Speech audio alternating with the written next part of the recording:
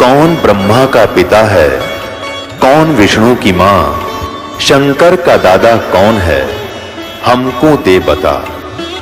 ये जानने के लिए कृपया सुनिए।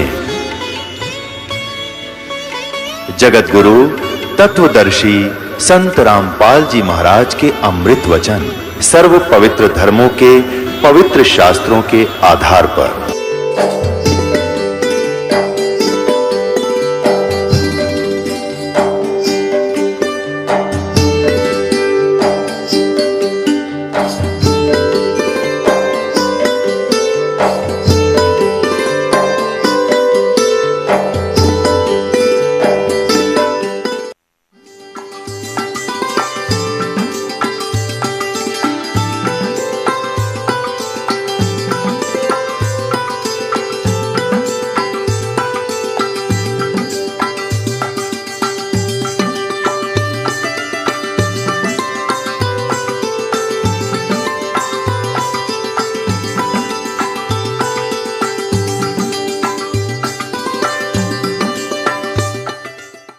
यही शिव यानी काल भगवान अपने महाशिव रूप में रहकर वे अपने सारे अंग में भस्म रमाए रहते हैं। उन काल रूपी ब्रह्म ने, अब देखो युग काल रूपी ब्रह्म, ये ब्रह्म की ही व्याख्या सारी, इसी को महाशिव, सदाशिव, महाब्रह्मा, महाविष्णु नाम से कहा गया है। इन पुराणों का प्रारंभ यहाँ से होता है, फिर आगे चल के त्रिलोकीय ब्रह्मा विष्णु में इसकी उत्पत्ति इसी ब्रह्म से होती है। उन काल रूपी ब्रह्म ने एक ही समय शक्ति के साथ शिवलोक नामक क्षेत्र का निर्माण किया था। उस उत्तम क्षेत्र को काशी कहते हैं, जो ब्रह्मलोक में है। वह परम निर्वाण का या मोक्ष स्थान है, जो सबके ऊपर विराजमान है। वे प्रिया प्रियतम रूप शक्ति और शिव जो परमानंद स्वरूप है, उस मनोरम क्षेत्र में नित्य निवास करते हैं। ये ब्रह्म काल और या पार्वती यानी महापार्वती प्रकृति काशीपुरी परमानंद रूपणी है। मुने शिव और शिवा ने प्रलय काल में भी कभी उस क्षेत्र को अपने सानिध्य से मुक्त नहीं किया है, इसलिए विद्वान पुरुष उसे अविमुक्त क्षेत्र के नाम से जानते हैं। इसलिए पिनाकधारी शिव ने पहले उसका नाम आनंद रखा था, उसके बाद वह अविमुक्त नाम से प्रसिद्ध हुआ। देवर से एक समय उस आनंद वन में रमण करते हुए यानी पति पत्नी का व्यवहार करते हुए शिवा और शिव के शिवा यानी प्रकृति देवी और शिव ये काल भगवान के मन में यह इच्छा हुई कि किसी दूसरे पुरुष की सृष्टि करनी चाहिए, जिस पर यह सृष्टि संचालन का महान भार रखकर हम दोनों केवल काशी में रहकर इच्छा अनुसार विचरें और निर्वाण धारण करें। वही पुरुष हमारे अनुग्रह से सदा सबकी सृष्टि करे, पालन करे और वही अंत में सबका संहार करे। अब आगे देखिए, ऐसा निश्चय करके शक्ति सहित सर्वप्रिय परमेश्वर शिव ने अपने वाम भाग के 10वें अंग पर अमृत मल दिया। ये इन्होंने अपने हिसाब से गलत कर दिया, जबकि संस्कृत सहित अभी आपको दिखाया था, इसलिए डबल डबल दिखानी पड़ रही मुझे। अब यहाँ 10वें अंश का अंग का अर्थ है योनि में, अर्थात पत्नी पति के रूप में बीज स्थापना किया और फिर उससे एक पुरुष प्रकट हुआ। उसका नाम क्या रखा, ये आप देखिए, उसका नाम विष्णु रखा। ये देखो, उसने अपना नाम पूछा तो महेश्वर भगवान शंकर हंसते हुए कहे कि तुम्हारा नाम, ये देखो, शिव ने कहा कि वत्स बेटा, आप व्यापक होने के कारण तुम्हारा विष्णु नाम विख्यात होगा। ये काल कहता है विष्णु को बेटा, वत्स माने बेटा, तेरा नाम विष्णु होगा। अब 7वां अध्याय देखो, ये 6ठा अध्याय समाप्त हुआ। अब ये 7वां अध्याय देखिएगा। ब्रह्मा जी कहते हैं कि देवर से उसके बाद मुझे भी काल ने ही ब्रह्म ने ही उत्पन्न किया, ये स्पष्ट है। सदाशिव ने पूर्ववत अर्थात जैसे विष्णु को उत्पन्न किया वैसे यत्न करके मुझे परमेश्वर ने सांब यानी पार्वती, प्रकृति देवी और सदाशिव दोनों ने पहले की तरह जैसे विष्णु उत्पन्न किया पति पत्नी के रूप से, मुझे अपने दाहिने अंग से उत्पन्न किया। मुने उन महेश्वर ने मुझे तुरंत ही अपनी माया से मोहित करके नारायण देव के नाभि कमल में डाल दिया। ब्रह्मा ने बेरा ही नहीं, आप बेहोश था बता इसने के विराकुण से नारायण की नाभि में था। ये विष्णु महाविष्णु रूप में स्वयं काल ही है और यही इनका पिता है। तो ब्रह्मा की उत्पत्ति शिव से और विष्णु की उत्पत्ति शिव से, ये शिव पुराण सिद्ध करती है। इसी गीता प्रेस गोरखपुर से प्रकाशित शिव महापुराण में आप देखिएगा, तीनों ब्रह्मा विष्णु महेश को गुण युक्त बताया है। ये 10वां अध्याय, ये देखिएगा, ये 9वां अध्याय समाप्त हुआ और ये 10वां अध्याय प्रारंभ हुआ। परमेश्वर शिव बोले, उत्तम व्रत का पालन करने वाले हरे विष्णु को आदेश दे रहे हैं, अब तुम मेरी दूसरी आज्ञा सुनो। ये काल है महाशिव, अब तुम मेरी दूसरी आज्ञा सुनो, उसका पालन करने से तुम सदा समस्त लोकों में माननीय और पूजनीय बने रहोगे। ब्रह्मा जी के द्वारा रचे गए लोक में जब कोई दुख या संकट उत्पन्न होगा तब उन संपूर्ण दुखों का नाश करने के लिए सदा तत्पर रहना। तुम्हारे संपूर्ण दुस्सह कार्यों में मैं तुम्हारी सहायता करूंगा। अर्थात शिव विष्णु संपूर्ण शक्तिशाली नहीं है, ये काल कहता है कि मैं तुम्हारी मदद करूंगा। तुम्हारे जो दुर्जय अत्यंत उत्कृष्ट शत्रु होंगे उन सबको मैं मार गिराऊंगा। अर्थात विष्णु भी संपूर्ण शक्ति युक्त नहीं है, शिव जी उनको आदेश दे रहा है, तुम नाना प्रकार के अवतार धारण करके लोक में अपनी उत्तम कीर्ति का विस्तार करो, सबके उद्धार के लिए तत्पर हो। तुम रुद्र के ध्येय हो और रुद्र तुम्हारे ध्येय हैं। अर्थात तुम तीनों मिलकर काम करो। तुम में और रुद्र में कुछ भी अंतर नहीं है, अर्थात दो तो है ही है, एक रुद्र है एक विष्णु है। अब देखो रुद्र आ गया ना, शिव, ये शिव है और ये विष्णु है जिसको दोनों का आदेश दिया है। जो मनुष्य रुद्र का रूप भक्त होकर तुम्हारी निंदा करेगा उसका सारा सद्गुण और उसका सारा पुण्य तत्काल भस्म हो जाएगा। पुरुषोत्तम विष्णु तुमसे द्वेष करने वाला मेरी इच्छा से ही, मतलब अब मैं आपको बताता हूं, मेरी आज्ञा से उसको नरक में गिरना पड़ेगा। अब 9वें अध्याय में फिर देखिएगा, ये 9वें अध्याय का यहाँ देखना। और संहार करने वाले रज आदि त्रिविध गुणों द्वारा ब्रह्मा विष्णु और रुद्र ने नाम से प्रसिद्ध हो 3 रूपों में पृथक पृथक प्रकट होता हूँ। ये काल भी तीनों गुणों रज महाब्रह्मा महाविष्णु महाशिव रूप में रहता है, साक्षात शिव गुणों से भिन्न है। वे प्रकृति और पुरुष से भी परे हैं, अद्वितीय नित्य अनंत पूर्ण निरंजन परब्रह्म परमात्मा है। ये काल तीनों लोकों का पालन करने वाले श्री हरि भीतर तमोगुण और बाहर सतोगुण धारण करते हैं। त्रिलोकी का संहार करने वाले रुद्र भीतर सतोगुण और बाहर से तमोगुण धारण करते हैं, तथा त्रिभुवन की सृष्टि करने वाले ब्रह्मा जी बाहर और भीतर से रजोगुण ही हैं। अब ध्यान से देखो, इस प्रकार ब्रह्मा विष्णु और रुद्र माने शिव, शंकर, ये त्रिलोकीय ब्रह्मा विष्णु महेश, इन तीनों देवताओं में गुण है। रजगुण ब्रह्मा है, सतगुण विष्णु है, तमगुण शिव जी।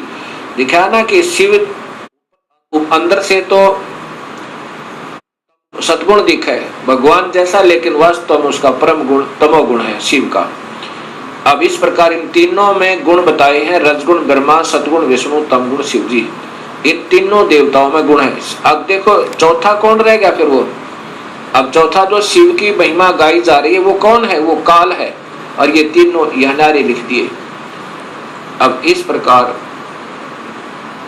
ये सब ज्ञान आपके समझ में आएगा। अब आपको दिखाता हूं, देवी भागवत महापुराण संस्कृत सहित है मेरे पास, और साथ में फिर दिखाऊंगा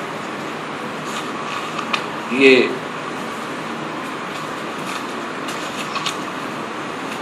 गीता प्रेस गोरखपुर से प्रकाशित ये देवी भागवतम सभास टीकम। इनके टीकाकार कौन है ये देखिएगा। और ये कहाँ से प्रकाशित है? अथ देवी भागवतम भाषा सभाष्टिकम महातम, ये है खेमराज श्री कृष्णदास प्रकाशन बंबई, ये यहां से प्रकाशित है। इसके तीसरे स्कंद में, तृतीय स्कंद में आप देखेंगे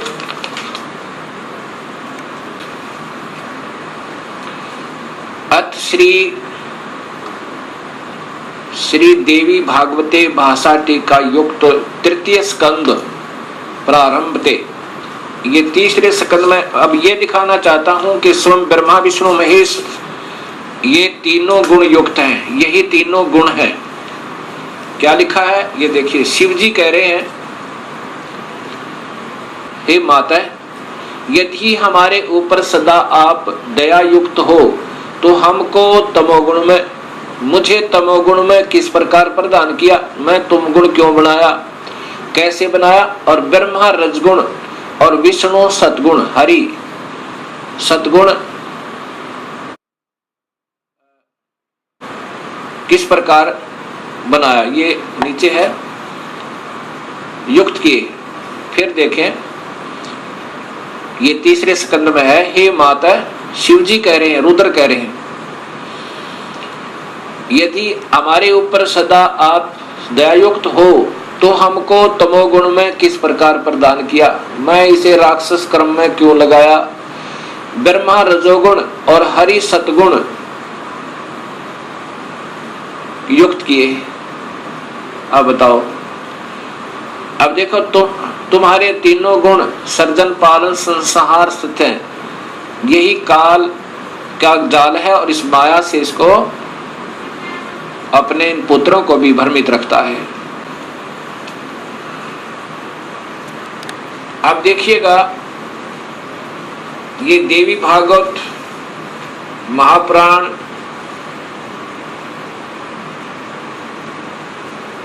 गीता प्रेस गोरखपुर से प्रकाशित, क्योंकि ज्यादातर भक्तात्मा इसी को पसंद करते हैं।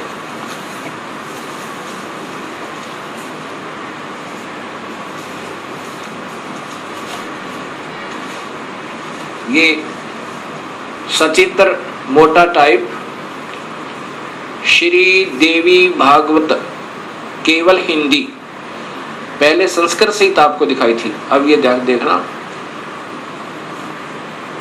गीता प्रेस गोरखपुर से प्रकाशित, और इनके टीकाकार कौन है ये आप देखिएगा।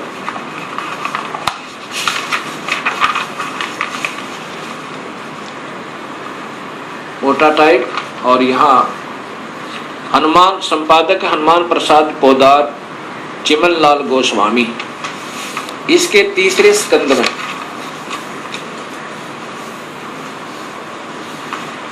ये देखिएगा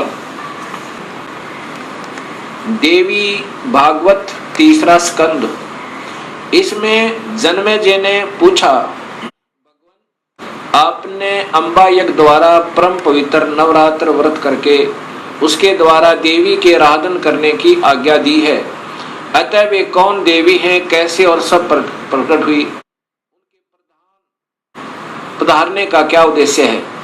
अब ये जन्मेजय पूछ रहे व्यास जी से, और व्यास जी बता रहे हैं कि यही प्रश्न मेरे मन में आया था, मैंने नारद जी से पूछा था। तो नारद जी ने फिर बताया, अब ये पूछ रहा है अभी कि कितने ही आचार्य भवानी को संपूर्ण मनोरथ पूर्ण करने वाली बतलाते हैं, वे आदि माया महाशक्ति एवं परम पुरुष के साथ रहकर, परम पुरुष ये काल को कहते हैं, इन महापुरुषों की लेखकों की बुद्धि यहीं तक काम करती रही, साथ रहकर कार्य संपादन करने वाली प्रकृति है या 8 भुजा वाली, ब्रह्म के साथ उनका अभेद संबंध है। ब्रह्म माने काल, क्षर पुरुष, जो गीता के 15वें अध्याय में काम आओगा, याद रखना, ब्रह्म के साथ उनका अभेद संबंध है, वे सृष्टि स्थिति और संहार कार्य में संलग्न रहती हैं। अब देखो जिसको भी लेते हैं इन्हीं का नाम लेते हैं, क्योंकि इन मुख्य कारण तो यही है, इससे ज्यादा काल है, काल के बाद इसका नंबर, इसने फिर 3 विभाग कर दिए, काल ने और प्रकृति ने अपने 3 पुत्र उत्पन्न करके, वो ये प्रकृति याद रखना, ये गीता जी में आपके काम आएगा। ये शब्द कि प्रकृति कौन है, वही शेरा वाली अष्टंगी, और 3 गुण भी ब्रह्मा विष्णु महेश, ये गीता जी में भी आपको काम आएंगे। नारद जी से व्यास जी ने पूछा, व्यास जी ने अपने पिता ब्रह्मा जी से पूछा, तो ब्रह्मा जी ने बताया नारद को कि कैसे सृष्टि उत्पन्न हुई। ब्रह्मा जी ने कहा, बेटा मैं इस प्रश्न का क्या उत्तर दूं, यह प्रश्न बड़ा ही जटिल है महाभाग, तुम भगवान विष्णु से इसका समुचित समाधान पा सकते हो। महामते, इस संसार में कोई भी रागी पुरुष ऐसा नहीं है जिससे ये रहस्य विदित हो। ओए होए, किसी को नहीं बेरा इसका, लेकिन अंदाजा सा बताऊंगा, ऐसा ब्रह्मा कह रहा है। जो त्यागी, अहंकार रहित एवं ईश्वरीय शून्य है, ईर्ष्या शून्य, वही इस रहस्य को जान सकता है। पूर्व काल में सर्वत्र जल ही जल था। जहां से ब्रह्मा को शोधी आई उसे आगे की ही बता रहा, और वही इन पुराणों में वर्णित है। पूर्व काल में सर्वत्र जल ही जल था, स्थावर जंगम जितने प्राणी उनमें कोई भी नहीं थे। तब कमल से मेरी उत्पत्ति हुई। उस समय मुझे सूर्य, चंद्रमा, वृक्ष तथा पर्वत कोई भी दृष्टि गोचर नहीं हो रहे थे।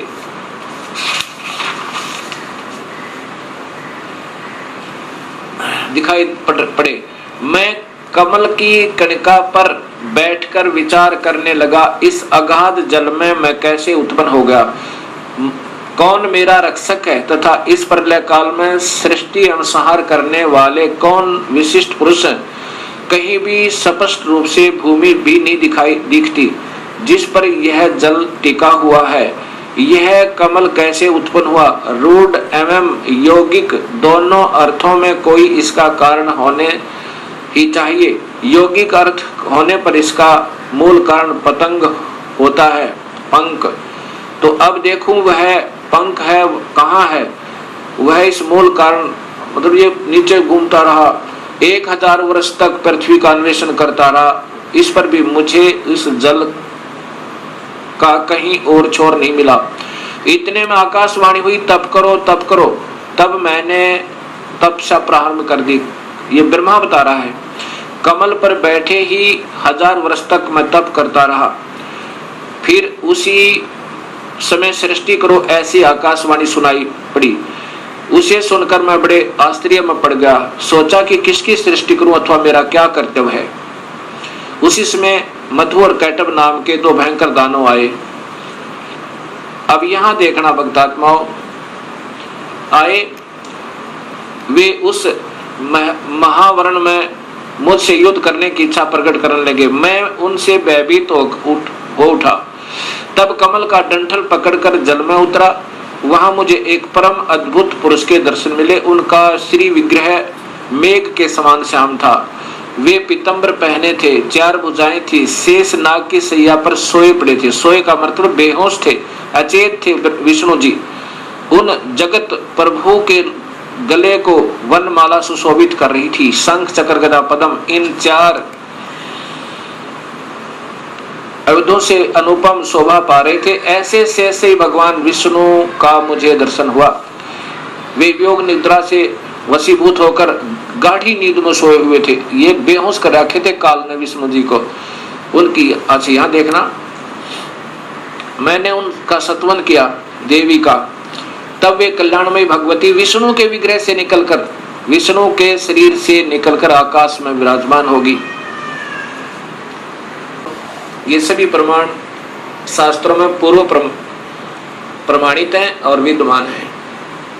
स्पष्ट लिखा है कि ब्रह्मा को नहीं मालूम मैं कहां से उत्पन्न हुआ, तुक्के मार रहा है आगे के, वो कौन है, वो श्री हरि है, फलाना है। अब जो अपनी स्थिति बता रहा है कि मैं कमल के फूल पर सचेत हुआ, मुझे नहीं मालूम मैं कहां से आया। फिर मधु और कैटब नाम के 2 राक्षस आए। पहले 1000 वर्ष तक तो खोज की उस कमल के डंठल की, ये कहाँ टिका हुआ, कहीं नहीं पाया। अब अगर इस विष्णु के नाभि से कमल होता, विष्णु की नाभि से कमल नहीं था, वो विष्णु काल है, उसने अपनी नाभि से कमल बनाया हुआ था। और फिर इतने में मधु कैटब आए, उनके डर के मारा ये नीचे उतरा। आगे विष्णु अचेत पड़ा था शेष सैया पे। शेष नाग के ऊपर बेहोश पड़े थे, उसमें से एक शक्ति निकली और उसके बाद ये होश में आया और फिर मधु कैटभ के साथ इनका युद्ध हुआ। 5000 वर्ष तक तो ये लड़ते रहे और मधु कैटभ को नहीं मार पाए। जब योग निद्रा भगवान विष्णु के शरीर से अलग होकर योग निद्रा के, ये तो बेहोशी शक्ति एक इनके अंदर डाल रखी थी, आकाश में विराजने लगी, तब तुरंत ही श्री हरि उठ बैठे, ये विष्णु जी उठ बैठे। उन्होंने मधु और कैटभ के साथ 5000 वर्ष तक बड़ी घमासान लड़ाई हुई। तब वे दैत्य मरे। कैसे मरे? पहले देवी के कटाक्ष से मधु और कैटभ मोहित हो गए थे। उसके बाद भगवान विष्णु ने गोद में लिटाकर उन्हें प्राणों से रहित कर दिया। अब वहां पर मैं और भगवान विष्णु दो थे, वही रुद्र भी प्रकट हो गए। ये देख लो, वहीं ये रुद्र अर्थात ये त्रिलोकीय शिव भी आ गया। हम तीनों को भगवती अध्याशक्ति ने के दर्शन हुए। उन्हें देखकर मन मुग्ध हो गया, उनकी उत्तम स्तुति की। तब वे आदि शक्ति हम लोगों से कहने लगी। देवी ने कहा, ब्रह्मा विष्णु और महेश्वर, ये रुद्र को महेश्वर भी कहा, ये ध्यान से देखना। तुम भली भांति सावधान होकर अपने अपने कार्य में संलग्न हो जाओ। सृष्टि, स्थिति और संहार ये तुम्हारे कार्य हैं। इन महान पराक्रमी दैत्यों का निधन हो जाने पर अब तुम्हें अपना स्थान बनाकर शांतिपूर्वक निवास करना चाहिए। अब क्या बोलते हैं? ब्रह्मा जी कहते हैं कि भगवती अध्याशक्ति की यह वाणी बड़ी मधुर, सुंदर और सुखप्रद थी। हमने वह स्पष्ट सुनी।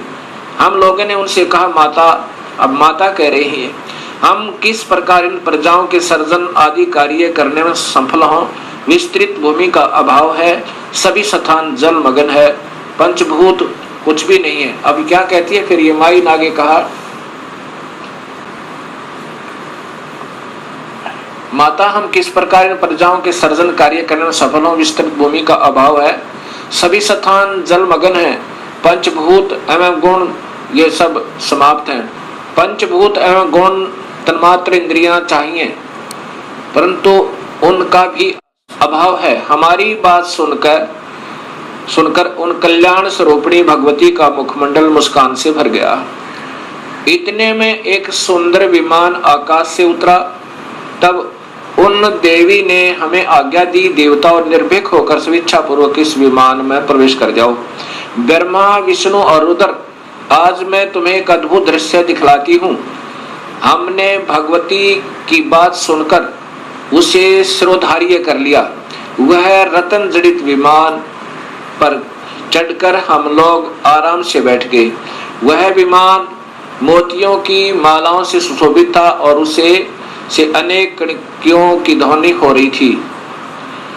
अमरावती की तुलना करने वाले उस भव्य विमान पर हम तीनों निर्भीक होकर बैठ गए। माता, आदेश तेरी है बच्चों की तरह, बेटा इसमें बैठो तीनों।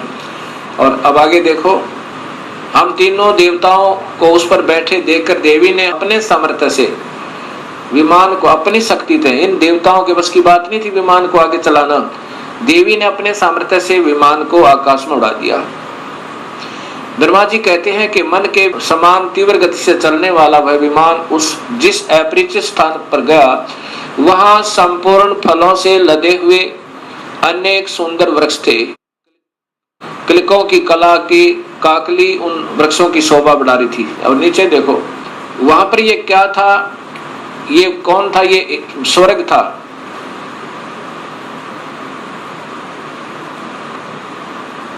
अक्षण भर के बाद वह दूसरे सुंदर प्रदेश में पहुंच गया। वहां हमने देखा अनुपम नंदनवन, पराजित सघन छा। ये कौन थी? ये सैकड़ों प्राय यक्ष, गंधर्व आदि ये सब। ये देखा तो वहां महाभाग इंद्र भी थे। ये महास्वर्ग ब्रह्मलोक में काल ने एक और बना रखा है, उसको ये ओम नाम के जाप करने वाले योगी इस महास्वर्ग में पहुंच जाते हैं। इस देवी भागवत महापुराण को आगे समझने से पहले हमने इस ब्रह्मांड का चित्र देखना होगा। इसके बाद आपके तुरंत समझ में आएगा। ये एक ब्रह्मांड का चित्र आप देखिएगा। ये स्थान है ब्रह्मलोक। ये जो स्थान है ये ब्रह्मलोक कहलाता है। ये एक ब्रह्मांड है, पहले ये देखिएगा।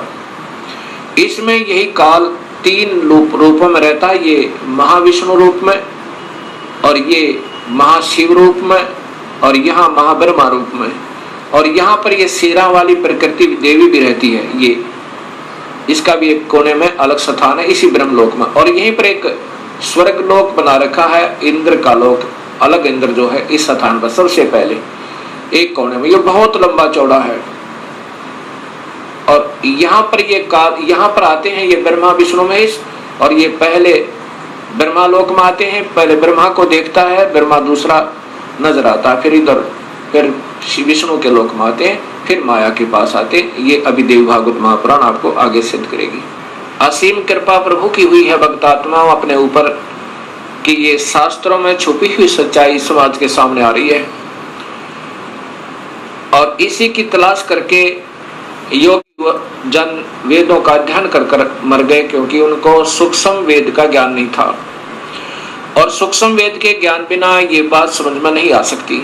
ये स्वयं कबीर परमेश्वर ने ही स्वयं आकर अपनी वाणी, साधारण वाणी के द्वारा सरल भाषा में इस वेदों का भी और गीता जी का एक सत्य ज्ञान दिया था। लेकिन वो साधारण भाषा होने के कारण हम उसको यकीन नहीं कर पाए उन पर। अब इंद्र महा स्वर्ग से आगे, यानी इंद्र के लोक से आगे ब्रह्म लोक की तरफ प्रस्थान किया। इतने में हमारा विमान तेजी से चल पड़ा और दिव्य धाम ब्रह्मलोक में जा पहुंचा। संपूर्ण देवता उस नगर के सामने मस्तक झुकाया करते थे। वहां एक दूसरे ब्रह्मा विराजमान थे। उन्हें देखकर भगवान शंकर और विष्णु को बड़ा आश्चर्य हुआ।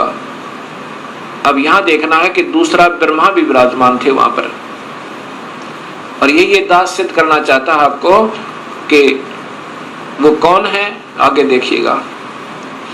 इतने में मन के समान तीव्र गति से वह विमान तुरंत वहां से चल पड़ा और कैलाश के सुर में शिखर पर पहुंचा। वहां क्या देखा कि हमने विमान के पहुंचते एक भव्य भवन से त्रिनेत्र धारी भगवान शंकर निकले। एक शंकर और निकला, वे नंदी वृषभ पर बैठे थे। उनके 5 मुख थे और 10 भुजाएं थी। मस्तक पर चंद्रमा आदि थे। उसके बाद आगे देखो, अक्षण भर के बाद वही विमान उस शिखर से विपौन के समान तेज चाल से उड़ा और बैकुंठ लोक में पहुंचा। उसी ब्रह्म लोक में एक विष्णु लोक बना रखा काल ने। ये देखो नीचे कि वहां पर कमल लोचन श्री हरि विराजमान थे। कमल लोचन श्री हरि विराजमान थे, अर्थात एक विष्णु और वहां पर था। अब ये तीनों देवता विमान में बैठे हुए जा रहे हैं और दूर से देख रहे हैं, एक ब्रह्मा और है, एक विष्णु और है, एक शिव और है। उसके बाद कहते हैं कि ब्रह्मा जी बता रहे हैं कि हमारा विमान बहुत तेज गति से चला और कहां पहुंचा, जहां पर एक बहुत सुंदर औरत बैठी थी। और उसको देख करके हमने सोचा कि ये कौन है, ये देवी कौन है।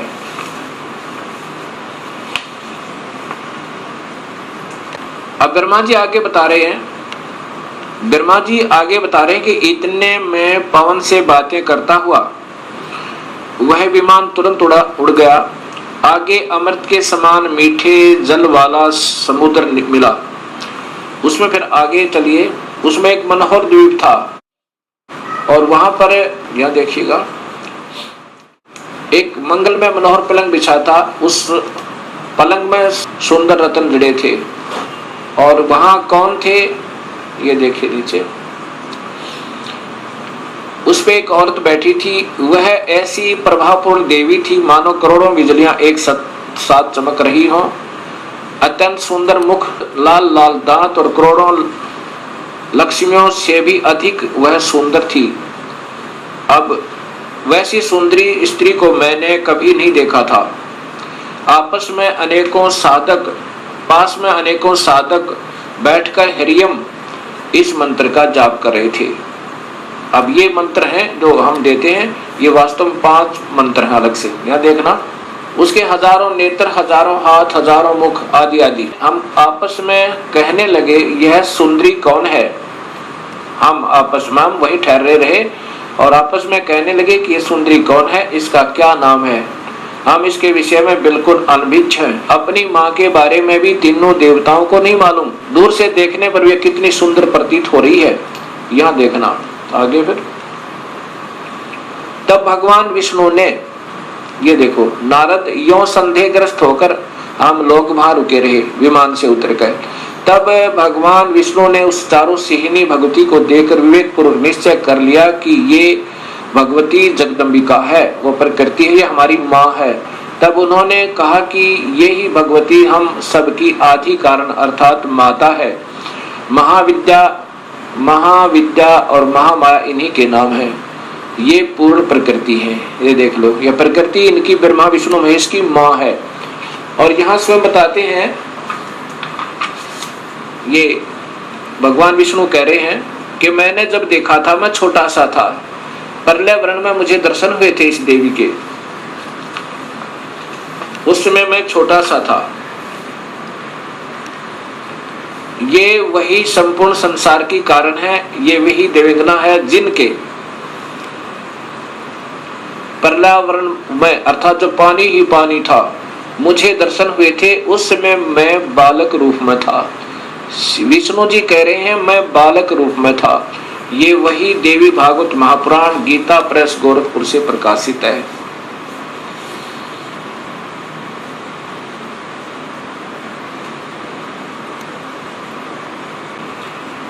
भक्तात्मा, अभी तक हमारे अधूरे गुरु, जब हम उनसे प्रश्न किया करते थे कि ब्रह्मा विष्णु महेश के माता पिता कौन है, वो कहा करते ये तो अजर है, अमर है, इनके कोई माता पिता नहीं है, ये तो अजन्मा है। और ये स्वयं देवी भागवत महापुराण में स्वीकार करते हैं कि हम तो जन्म मरण में हैं। मैं ब्रह्मा विष्णु और रुद्र, हम तो जन्म मरण में हैं, तुम ही नित्य हो, तुम ही अविनाशी हो, हम अविनाशी नहीं है। अब देखिएगा आपके सामने से प्रकाशित तीसरा स्कंद ही चल रहा है। यहाँ ये चल रहा है तीसरा स्कंद। अब ये पढ़ते पढ़ते हमारे यहाँ पर तुम शुद्ध स्वरूपा हो, यह संसार तुम्हारे से ही उत्सित हो रहा है। मैं ब्रह्मा और शंकर, विष्णु स्वयं कह रहा है, मैं ब्रह्मा और शंकर हम सभी तुम्हारी कृपा से विद्यमान हैं। हमारा आविर्भाव और तिरोभाव हुआ करता है। आविर्भाव माने जन्म और तिरोभाव माने मृत्यु। हम तो मृत्यु और जन्म में हैं, ये ध्यान से देखो। और केवल तुम ही नेता हो, जगत जननी हो, प्रकृति और सनातनी देवी हो। ये फिर देखना भक्तात्माओं, विष्णु जी कह रहे हैं मैं विष्णु ब्रह्मा और शंकर हम सभी तुम्हारी कृपा से विद्यमान हैं। हमारा आविर्भाव और तिरोभाव हुआ करता है। आविर्भाव माने जन्म, तिरोभाव माने मृत्यु। केवल तुम ही नेता हो, जगत जननी हो, प्रकृति और सनातनी देवी हो। ये प्रकृति शब्द आपको गीता में काम आएगा जब ये दास आपको बताएगा कि ब्रह्म और प्रकृति से तीनों गुणों की उत्पत्ति हुई। ब्रह्मा विष्णु महेश की, रजगुण ब्रह्मा, सदगुण विष्णु, तमगुण शिव जी की। ये वही देवी भागवत महापुराण है, गीता प्रेस गोरखपुर से प्रकाशित। यहाँ देखो, श्री भगवान शंकर बोले, देवी यदि महाभाग विष्णु तुम्ही से प्रकट हुए हैं तो उनके बाद उत्पन्न होने वाले ब्रह्मा भी तुम्हारे ही बालक हुए। और फिर मैं तमोगुणी लीला करने वाला शंकर भी तुम्हारी संतान हुआ। अब दोनों बात सिद्ध होगी बर्बत का आत्मा हो। विष्णु भी प्रकृति से उत्पन्न हुआ, ब्रह्मा भी, और शिव ये तमोगुण शिव। अब वहां देखना, रजगुण ब्रह्मा, सदगुण विष्णु, तमगुण शिव जी बताएगा दास आपको। मैं तमोगुण लीला करने वाला शंकर भी तुम्हारी संतान हुआ, अर्थात मुझे भी उत्पन्न करने वाली तुम ही हो। अब ये ध्यान से पढ़ो भक्तात्मा, ये वही देवी भागवत महापुराण गीता प्रेस गोरखपुर से प्रकाशित।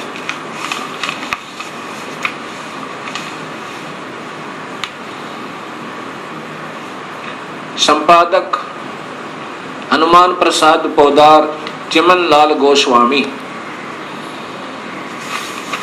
अब आपके सामने ये स्पष्ट हुआ कि ये प्रकृति देवी और ये ब्रह्म काल, इन्हीं से ब्रह्मा विष्णु और शिव की उत्पत्ति हुई। और जिनको हम अजर और अमर कहा करते थे, वो हमारे ही शास्त्रों में प्रमाणित है कि ये अनित्य है, ये तो नाशवान और जन्म और मरण के अंदर है। अब इन बातों का ज्ञान होने से ही हमें स्पष्ट ज्ञान होगा कि पूर्ण परमात्मा कौन है। अब उसके बाद क्या होता है, काल ने ब्रह्म ने कहा था कि जब ये बच्चे सियाने हो जाएं, इन तीनों को सागर मंथन पर भेज देना और वहां पर जो वस्तु निकले इनको देना। सबसे पहले अब देवी ने क्या किया कि तुम तीनों अब विमान में बैठो और जाओ अपने अपने स्थान पर, ये विमान तुम्हें वहां छोड़ देगा। ब्रह्मा को ब्रह्मालोक में, जैसा भी आपने ब्रह्मांड का चित्र देखा था, अलग से ब्रह्मालोक, विष्णुलोक, शिवलोक बने हुए हैं। इस ब्रह्मांड में ये पहले ही रचित है और इनको ऐसे ही एक बहुत लंबे चौड़े समुद्र पर, जल के समुद्र पर, वहां अपनी शक्ति से रखा हुआ था। किनको? ब्रह्मा विष्णु महेश को। तब ये तीनों अपने अपने लोक में पहुंचे। फिर आदेश हुआ प्रकृति देवी का कि तुम तीनों अब सागर मंथन करो। तीनों ने मिलकर सागर मंथन किया। इस ब्रह्म भगवान ने, काल भगवान ने पहले ही समुद्र के अंदर एक कूर्म का रूप धारण करके अपने ऊपर सुमेरु पर्वत को टिका लिया और उसमें इन जाकर तीनों ने शेष नाग के उसे रस्से थे उसका मंथन किया, ऐसे जैसे पहले पुराने समय में दूध रिड़कते थे ऐसे। उसमें से वेद निकले। वेदों को ब्रह्मा ने पढ़ा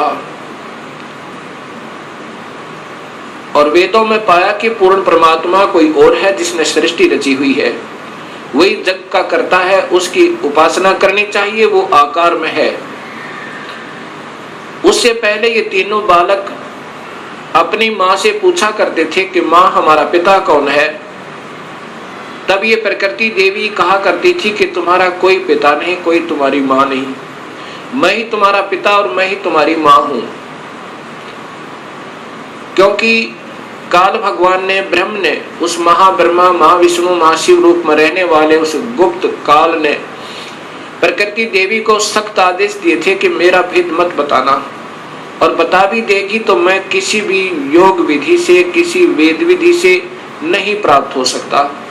मैं किसी को आकार रूप में कभी दर्शन नहीं दूंगा, अपने वास्तविक स्वरूप में कभी दर्शन नहीं दूंगा, अर्थात मेरे लोक में ये कोई नहीं आ सकता। तो प्रकृति देवी इसलिए कहा करती थी कि बेटा तुम्हारा कोई बाप नहीं, कोई माँ नहीं, मैं ही तुम्हारा पिता, मैं ही तुम्हारी माँ हूं। जब ब्रह्मा ने पढ़ा कि वेदों में लिखा है कि परमात्मा कोई और है, सृष्टि रचनहार, और उसको पाया जा सकता है ओम नाम के जापते, ऐसा उसने सोचा कि ओम का नाम लिखा है और ध्यान लगाऊंगा, मेडिटेशन को अधिक करूंगा, प्रभु प्राप्ति होगी। तब ब्रह्मा ने कहा कि माँ आप कहा करती थी कि हमारा कोई पिता नहीं, वेदों में लिखा है कि परमात्मा आकार में है और वही पूर्ण परमात्मा ही सारी सृष्टि का रचनहार है। उसके पाने का ओ मंत्र भी लिखा है, यही मंत्र है जो उसको पाने का ऐसा ही होगा। ऐसा विचार करके ब्रह्मा ने कहा कि मैं पिता के दर्शन करूंगा। माई ने कहा कि बेटा वो तुम्हें कभी दर्शन नहीं देगा तुम्हारा पिता। ब्रह्मा ने कहा कि माँ अब आपकी बातों पर विश्वास नहीं होता, मैं पिता की तलाश करूंगा, अर्थात परमेश्वर को ढूंढूंगा। माई ने कहा कि यदि तुम्हें पिता नहीं मिला तो क्या करेगा? ब्रह्मा ने कहा कि मैं फिर वापस नहीं आऊंगा, दर्शन नहीं दूंगा आपको। ऐसा सोचकर, ऐसा कहकर ब्रह्मा वहां से चल पड़ा। एकांत स्थान पर जाकर 4 युग तक मेडिटेशन किया, ध्यान किया, ओम नाम का जाप किया। प्रभु प्राप्ति नहीं हुई। अब शर्मिंदा वापस नहीं आ रहा है। तब आकाशवाणी काल ने की प्रकृति देवी को कि सृष्टि प्रारंभ करो, जीवों की उत्पत्ति करो। तब प्रकृति देवी ने कहा कि तेरा जेठा बेटा, ज्येष्ठ पुत्र ब्रह्मा आपकी तलाश में हट करके गया हुआ है। तब निरंजन ने कहा कि मैं कभी किसी को किसी भी वेद विधि वर्णित विधि से कोई दर्शन नहीं दूंगा, मेरी प्राप्ति नहीं हो सकती, उसको वापस बुलाओ। तब प्रकृति देवी ने अपनी शब्द शक्ति से एक लड़की उत्पन्न की, उसका नाम गायत्री रखा और कहा बेटी जा ब्रह्मा को समाधि से उठा कर ला, उसको कहना कि तेरे बिना सृष्टि रचना अधूरी है और आप वापस चलिए। अब वो गायत्री देवी जब वहां पहुंची ब्रह्मा के पास, ब्रह्मा के चरण छुए, ब्रह्मा का ध्यान भंग हुआ। तब उसने देखा कि सामने एक लड़की खड़ी है। ब्रह्मा गुस्से में आकर कहता है कि तूने मेरा तप भंग कर दिया, तू कौन पापचारिणी आ गई, मैं तुझे श्राप देता हूं। तब उस गायत्री ने कहा कि पहले मेरी बात सुन लो और फिर मेरा दोष हो तो मुझे श्राप देना।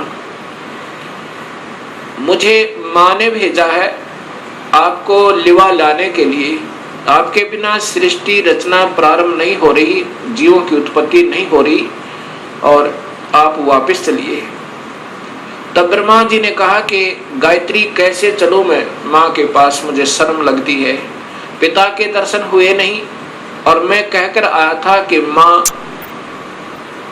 यदि पिता के दर्शन नहीं हुए तो मैं वापस नहीं आऊंगा, दर्शन नहीं दूंगा। ब्रह्मा ने कहा गायत्री से कि यदि तू मेरी झूठी गवाही देवे तो मैं चलूं कि पिता के दर्शन अर्थात प्रभु की प्राप्ति हो गई। गायत्री ने कहा कि एक और गवाह तैयार करते हैं। गायत्री ने अपनी शब्द शक्ति से एक और लड़की उत्पन्न की, उसका नाम पहपवती रखा। दोनों ने ब्रह्मा की झूठी गवाही देने की स्वीकृति दे दी। तीनों के तीनों माता के पास, प्रकृति देवी के पास आ गए। प्रकृति देवी ने पूछा कि ब्रह्मा तुझे पिता के दर्शन हुए? ब्रह्मा ने कहा हाँ मां, मुझे पिता के दर्शन हुए।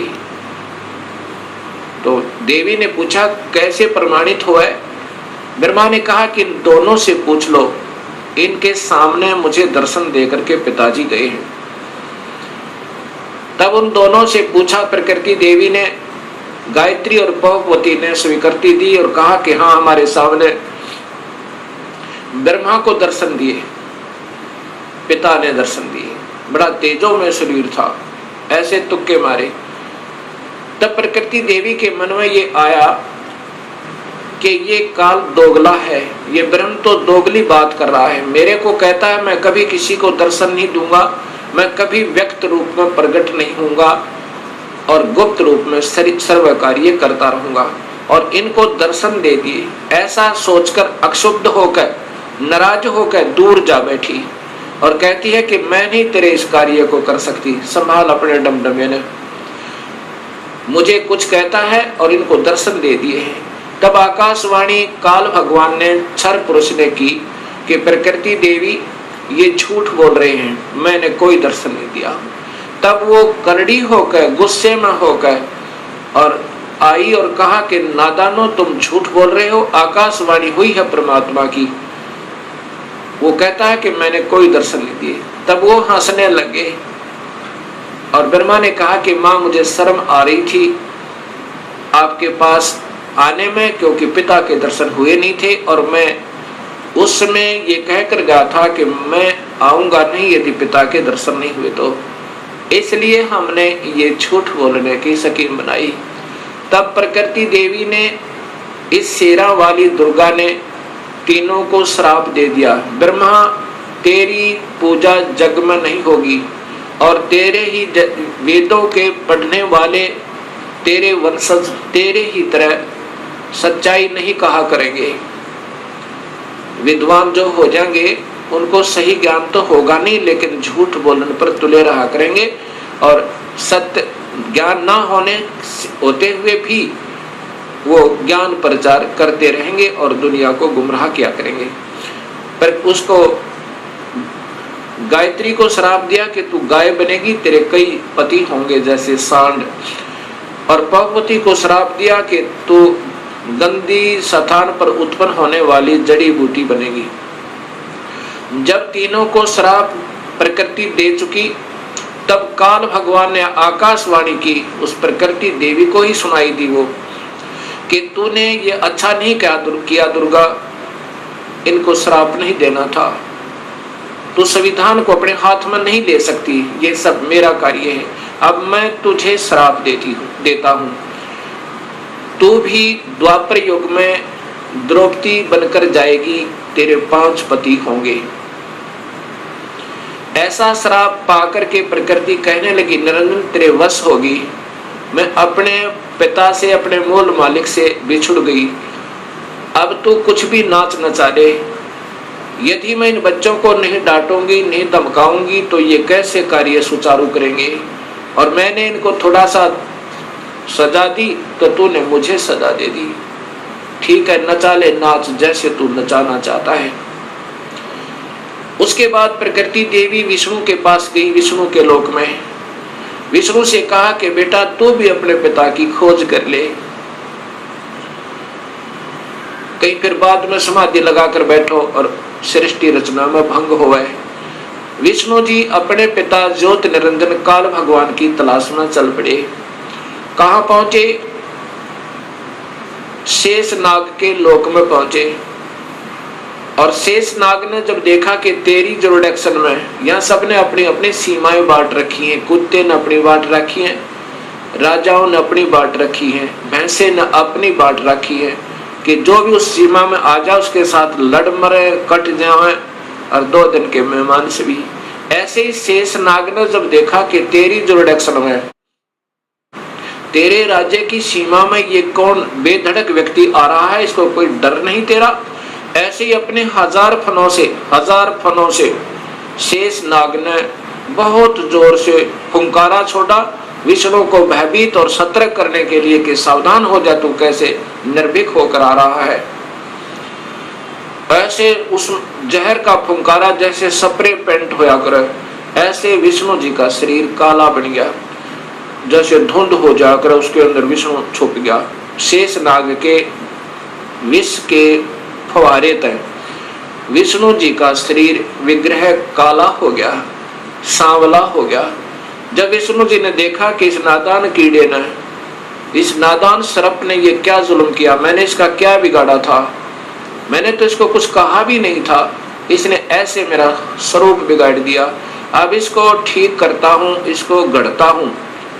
ऐसा सोचकर उस नाग को समाप्त करने के लिए विष्णु आगे बढ़ने लगा। उसी समय आकाशवाणी हुई ज्योति निरंजन की, काल की, कि विष्णु अब इसको कुछ मत कहे शेष नाग को, अगर ऐसे तुम लड़ने मरने लगे तो सृष्टि कैसे प्रारंभ होगी, अब इसको कुछ मत कहे, द्वापर युग में ये काली देह में हो जाएगा, जन्म लेगा, इसका अवतार होगा और तय उस समय कृष्ण बनकर जाएगा, उस समय इससे अपना बदला ले लेना। अब तू वापस जा और अपनी माँ को स्पष्ट बता दे, झूठ मत बोलना, मैं कभी किसी को दर्शन नहीं दूंगा और ना ही मेरे कोई दर्शन कर सकता, किसी भी वेदों वर्णित विधि से, यज्ञ से, तप से, जप से नहीं कर सकता। यदि झूठ बोलेगा तो तेरा हाल भी ब्रह्मा जैसा हो जाएगा, वापस जाओ। ऐसा सोचकर, ऐसी आकाशवाणी सुनकर विष्णु जी वापस चल पड़े, माँ के पास आए। माता ने पूछा, क्यों पुत्र, पिता के दर्शन हुए? विष्णु जी ने कहा, नहीं माँ, मुझे दर्शन नहीं हुए। इस बात को सुनकर ये जगदम्बिका दुर्गा बड़ी प्रसन्न हुई और विष्णु को सीने से लगाया और कहा, पुत्र तू सत्यवादी होगा और तुझे मैं यहाँ पालन पोषण और अतिथि का विभाग देती हूँ, और अब मैं तुझे अपनी कृपा से तेरे पिता के दर्शन कराती हूँ। देख शरीर में ध्यान लगाकर और पहुंच जा सहस्रार कमल में। सहस्रार कमल में जो ज्योत प्रकाश दिखाई दे रहा है वो 1000 ज्योतियां, बस ये तेरे पिता का स्वरूप है, ये ज्योत स्वरूपी निरंजन है। ऐसे इन सबको बहका रखा है। विष्णु जी अपने पिता के प्रकाश रूप में दर्शन करके बड़ा प्रसन्न हुआ। उस अंदर प्रकाश देख के, ये मेडिटेशन करने वाले अंतिम उपलब्धि केवल ज्योत बताते हैं। वो ज्योत स्वरूपी वही तो काल है, और उसी को देखकर सब प्रसन्न हो जाते हैं। उसके बाद यही माई शिव जी के पास गई, शंकर जी के पास गई। शंकर जी से कहा, बेटा तू भी अपने पिता की तलाश कर ले, तेरे 2 भाइयों को तो मिला नहीं। शिव जी ने कहा कि हे माँ, जब मेरे 2 बड़े भाइयों को नहीं मिला पिताजी, तो मैं तो कोशिश ही नहीं करता, परंतु माँ मेरी एक प्रार्थना है। तो माता ने कहा कि बोलो क्या चाहते हो? कि मुझे जन्म मरण रहित कर दे, मुझे अमर कर दे माँ, मैं तो यही मांगता हूँ आपसे। तब माँ ने कहा, प्रकृति देवी दुर्गा ने कहा कि बेटा ये नहीं हो सकता, जो पैदा हुआ है इस 21 ब्रह्मांड में उसका जन्म होगा, जो जन्म हो गया उसकी मृत्यु होगी, जो पैदा हुआ उसकी मृत्यु होगी, और जो मर गया उसका पुनर्जन्म अवश्य होगा, चाहे किसी भी योनि में कर्म आधार पर वो चाहे। अमर नहीं कर सकती। पुत्र में एक विधि बता सकती हूँ जिसके कारण तेरी आयु सबसे ज्यादा हो जाएगी। भगवान शिव ने कहा कि माँ ऐसी ही कृपा कर दो। तब देवी ने कहा कि पुत्र तू ज्यादातर मेडिटेशन करया करे, और मेडिटेशन करते करते अपने श्वासों को, प्राणों को 10वें द्वार पर स्थिर कर दिया कर, श्वास कम से कम आने दिया कर, और ठंडे क्षेत्र में रहा कर ताकि तेरा शरीर खराब ना होए। उसके बाद भगवान शिव ज्यादातर ध्यान समाधिस्थ रहते हैं और अपने श्वासों को रोक लेते हैं। श्वासों के आधार पर ही ये सब प्राणियों की आयु निर्धारित है। उसके बाद फिर इन तीनों से कहा कि तुम जाओ सागर मंथन करो। पहले माई ने कहा कि तुम मेरे से सृष्टि रचना करो, मुझे ही पत्नी बनाकर तुम तीनों यहाँ के सृष्टि रचना करो। तब इन तीनों ने कहा, हे माँ, माता नार पुत्र की होई, हे जननी ये कहाँ अगत होई। तब माँ ने कहा कि बेटा मैं तुम्हारी परीक्षा ले रही थी और ये देख रही थी तुम भी अपने पिता की तरह ही ऐसे हो या तुम्हारे अंदर कोई विवेक है। ठीक है, तुम जाओ फिर सागर मंथन करो। अब दूसरी बार फिर सागर मंथन किया। जब सागर मंथन किया उसमें 3 रूप माई नहीं अपने बनाए इस दुर्गा ने। ये सिद्धि होती है, एक सिद्धि वो चोलेदार है, चोले माने शरीर। 3 रूप बनाए और 3 लड़कियों के रूप में बाहर आई। वो तीनों के तीनों ब्रह्मा विष्णु महेश एक एक लड़की को लेकर के, तीनों लड़कियों को लेकर के माँ के पास आए। माता ने पूछा कि पहले कौन सी निकली थी, कि ये, उसका नाम सावित्री रखा, वो ब्रह्मा से ब्याह दी। दूसरी का नाम लक्ष्मी रखा, वो विष्णु से ब्याह दी, और तीसरी का नाम उमा रखा, वो शिव से शादी कर दी। और तीनों से कहा कि अपनी अपनी पत्नियों को लेकर अपने अपने लोक में जाओ और अब ये सृष्टि प्रारंभ करो। यहाँ से ये काल सृष्टि प्रारंभ हुई। अब इसी का प्रमाण आपको देवी भागवत महापुराण में देता हूँ, तीनों की शादी का। अब देखिएगा, वही श्रीमद् देवी भागवत महापुराण केवल हिंदी, गीता प्रेस गोरखपुर से प्रकाशित, और इसी का वही 3रा स्कंद चल रहा है। इसमें देखिएगा यहाँ पर, इस प्रकार मुझसे आज्ञा देकर प्रसन्न वदना भगवती जगदम्बा ने भगवान विष्णु से कहा, विष्णु मन को मुग्ध करने वाली इस महालक्ष्मी को लेकर अब तुम भी पधारो। महालक्ष्मी से ब्याह कर दिया। यह सदा तुम्हारे वक्ष स्थल में विराजमान रहेगी। इसमें किंचित मात्र संदेह नहीं। और फिर बताया कि तुम सतोगुण हो, तुम एक महान पुरुष हो, तुम्हारे पास सतोगुण की प्रधानता रहनी चाहिए, तुम अर्थात तुम सतोगुण हो। अब फिर आगे देखिए, ब्रह्मा जी कहते हैं, देवी ने कहा, शंकर मन को मुग्ध करने वाली महाकाली गौरी नाम से विख्यात ये उमा है, तुम इसे पत्नी रूप से स्वीकार करो। तीनों का ब्याह कर दिया। कैलाश की रचना करके वहीं रहो। एक यहाँ नकली कैलाश और बना रखा है इस शिवलोक में। तुम्हारी लीला में तमोगुण की प्रधानता रहेगी, सतोगुण रजगुण गौण रहेंगे, ये गुप्त रहेंगे, वास्तव में तुम तमोगुण है। अच्छा, फिर आगे देखना, यहाँ फिर कहा है, ब्रह्मा जी बोले, कहते हैं कि इस प्रकार कहकर भगवती जगदम्बिका ने हमें विदा कर दिया। उन्होंने शुद्ध आचार वाली शक्तियों में से भगवान विष्णु के लिए माँ लक्ष्मी को, शंकर के लिए महाकाली को, मेरे लिए महासरस्वती अर्थात सावित्री को पत्नी बनाने की आज्ञा दे दी। अब तीनों का ब्याह कर दिया। दूसरे स्थानों पर हम तीनों की पुरुष रूप से प्रतिष्ठा हुई। ये फिर हम भगवान बन गए तीन लोग के। अब ये ऐसे काल सृष्टि प्रारंभ हुई। अब इसी का प्रमाण आपको गीता जी में देता हूं। अब देखिएगा, श्रीमद् भगवत गीता, गीता प्रेस गोरखपुर से प्रकाशित, और इनके टीकाकार हैं श्री जय दयाल गोविंद का, श्री जय दयाल गोविंद का। और ये सबसे पहले अध्याय नंबर 14 का प्रथम श्लोक सुनिए, इन्हीं की भाषा में। वैसे तो इन महापुरुषों को विशेष ज्ञान नहीं था, कोशिश की इन्होंने सरलार्थ करने की ढंग से, परंतु सूक्ष्म वेद का ज्ञान न होने से अधूरा पुधूरा ही किया। फिर भी जहां तक इनकी बुद्धि काम की, उन्हीं के आधार पर बताता हूं कि ज्ञानों में भी अति उस उत्तम परम ज्ञान को फिर कहूंगा, जिसको जानकर सब मुनिजन संसार से परम तर मुक्त होकर परम सिद्धि को प्राप्त हो गए। कि अब ये ज्ञान समझ में आ गया ना कि काल कौन है। अब ये ब्रह्म भगवान स्वयं ही कह रहा है कि अब वो उत्तम ज्ञान तुझे फिर बताऊं अर्जुन, जिसको समझ गए और फिर मेरे जाल से सब निकलने की चेष्टा कर जाते हैं, करते हैं, वो निकल जाते हैं।